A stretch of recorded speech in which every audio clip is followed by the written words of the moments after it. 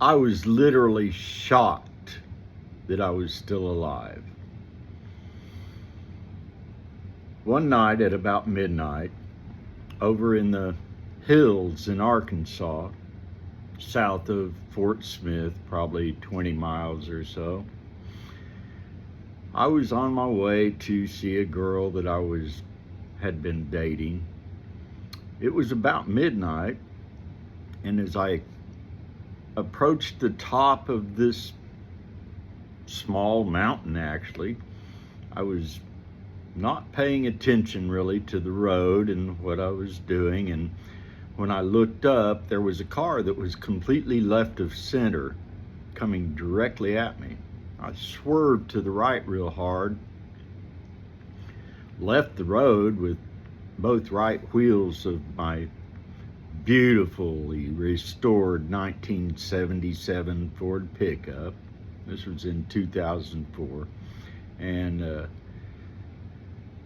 when I came back up on the road, the edge of the road caught my right front wheel and yanked the steering wheel out of my hand. Sorry, motorcycle going by. And I went off the side of the mountain on the other side of the road at about 55 miles an hour. I hit a kind of a relief next to the road there, and my seatbelt broke, and I was bouncing around in the cab of the truck going down the side of the mountain at 55, 60 miles an hour. And kabam!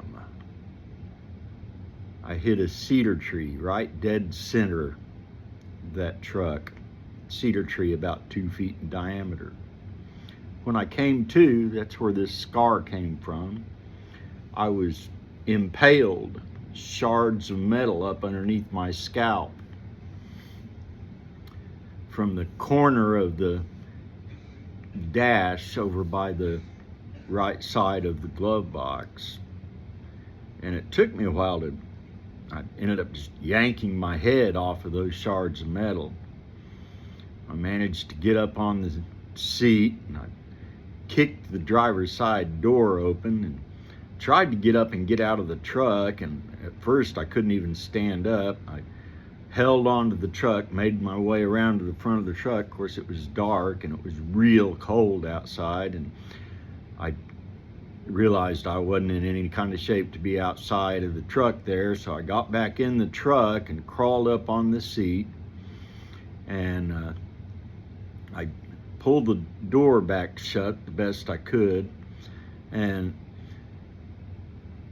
I looked over at the dash. I was laying there on the truck still had a bench seat in it. The only thing I lacked of restoring the truck was redoing that seat or putting different seats in the truck.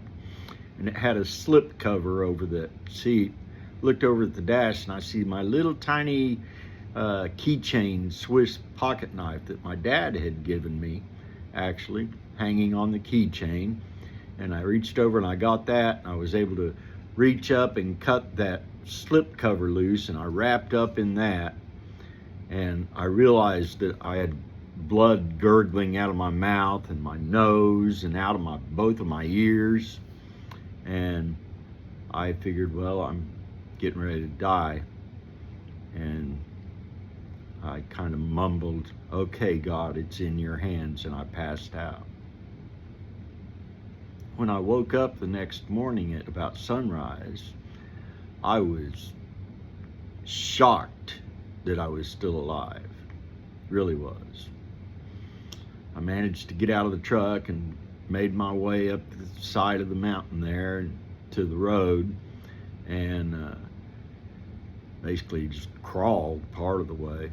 And I see this kind of farmhouse down on the side of the road and some chicken coops, and I made my way to that farmhouse. It was about a quarter mile away, and I knocked on the door, and this elderly lady answers the door, and she sees me, and this flap of skin was laying clear open, and she, "Ah!" ah. And I said, I'm okay. No, you aren't. You get in here. And I said, no, ma'am, I don't want to get your house all bloody. I just need to call for help. Well, here, and she grabs her phone and she goes, let me call the ambulance. I said, no, that'll take too long. I said, I just call my girlfriend. She lives down at the bottom of the hill.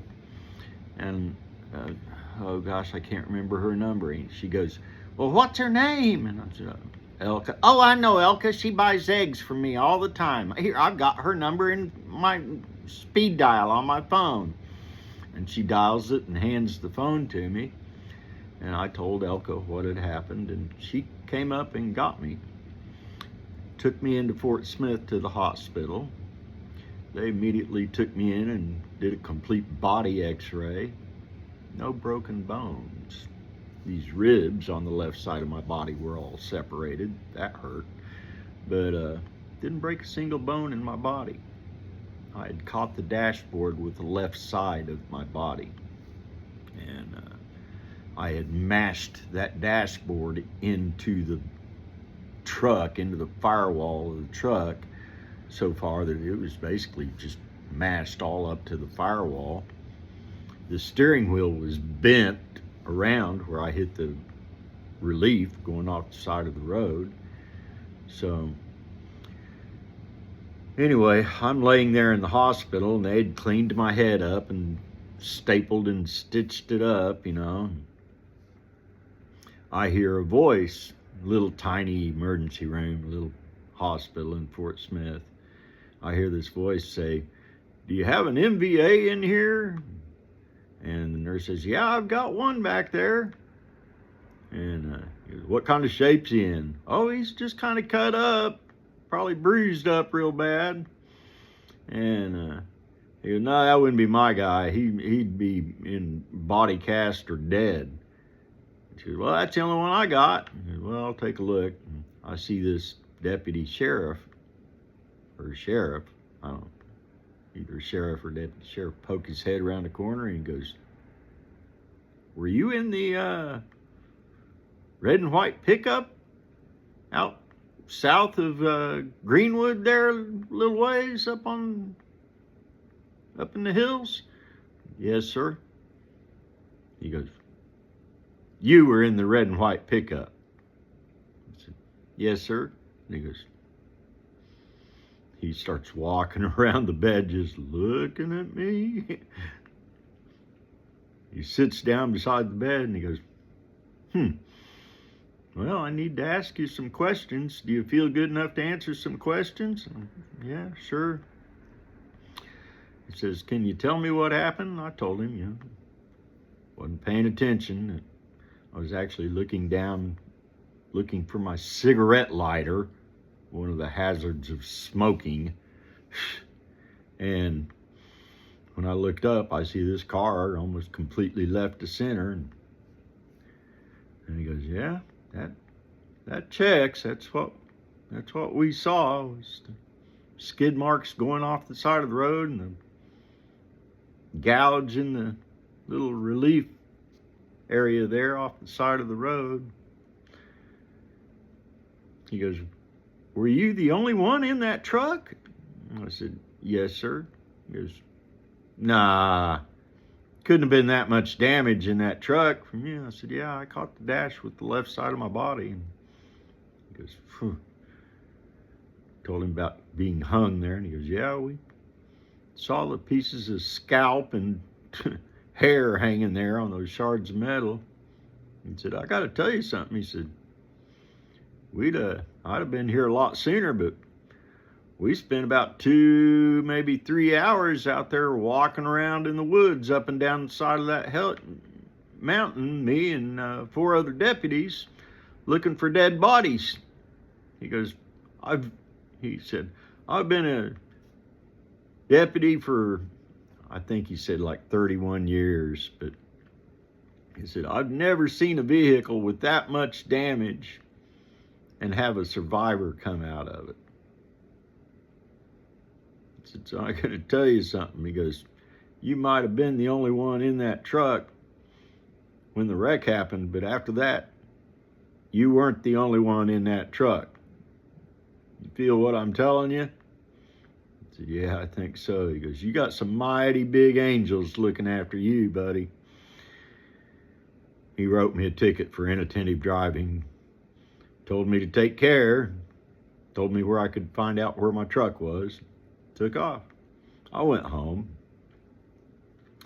and the next day, the guy that I was planning on going into business with comes over to the house, knocks on the door. I went and opened the door. Hey, man, glad you're alive. I said, yeah, me too.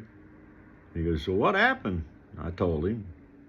He goes, nah, something more than that happened out there. And I said, nah, that's what happened. He goes, well, you remember meeting that guy at the military base over here? It's the radar room operator. I said, yeah. He goes, I was talking to him this morning. He said, something really strange happened on our radar. Now, understand, that military base is the conventional arms ammo dump where they store almost all of the conventional arms ammo and rockets and missiles and stuff for our United States military here on stateside. So they've got a radar there that is actually better than the radars at NORAD. Really. Said something strange happened last night about a little after midnight. Said I was sitting here watching the radar, and just what my guy I was going in. He said, and all of a sudden I see all these little tiny blips coming down into the radar screen from above. I mean, our radars reach clear up out of atmosphere, you know. He said, and they were coming from above that and going, he said, first there was just 2 or 3, then all of a sudden there were hundreds, then there were thousands of them going down and back up and down and up and down and back up and down. And this went on for at least 15 minutes or so. And then all of a sudden they just disappeared. He said, I even called NORAD, asked them if they were seeing it. And they, yeah, we're seeing it too. He said, well, what is it? I said, we don't know. We've seen it a few times, different places around the world. Just one of those weird anomalies that happen. Well, okay. He said not to worry about it. I said, okay. And I was like, huh. I guess angels show up on radar sometimes. He goes, I guess so. And about that time, I had already called for the wrecker service to bring the truck to the house. About that time, the truck, I see it coming around with the truck up on the flatbed of the wrecker, and I looked at that truck on, oh my God, and I just fell to my knees. Wow, thank you, Lord, thank you. I hit that tree right dead center. If it had been 1 foot either way, that tree would have joined me in the cab of that truck. It shoved the engine and transmission so far back in the truck, you could see an imprint of the back of the engine in the firewall and where the dash had been collapsed around it. It broke the transmission, motorcycle again, sorry. Transmission, it accordioned the drive shaft and pushed the rear end of the truck like that to where both of the rear wheels were poking out from underneath the wheel wells, you know. And I was like, my gosh, you know. I got my personal belongings out of the truck and took the tag off of it, of course, and just told the wrecker driver, I said, can you just go ahead and take it to a scrapyard?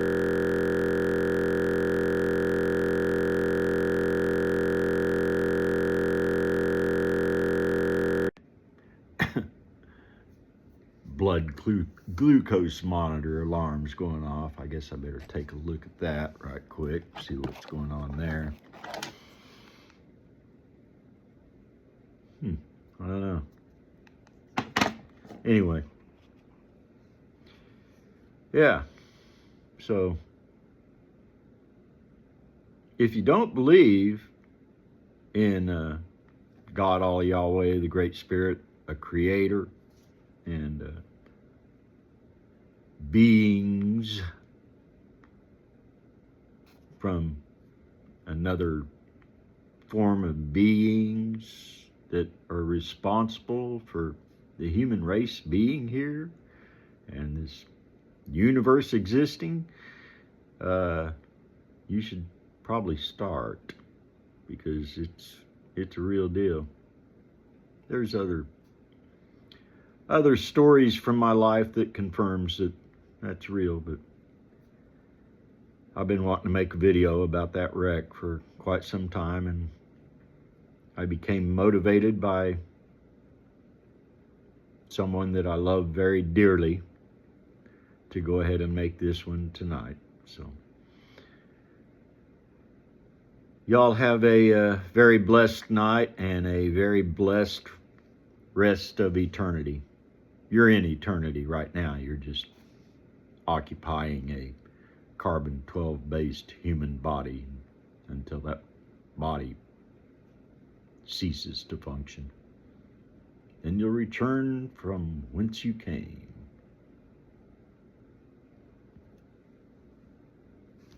That means I love you in American Sign Language, for those of you that don't know.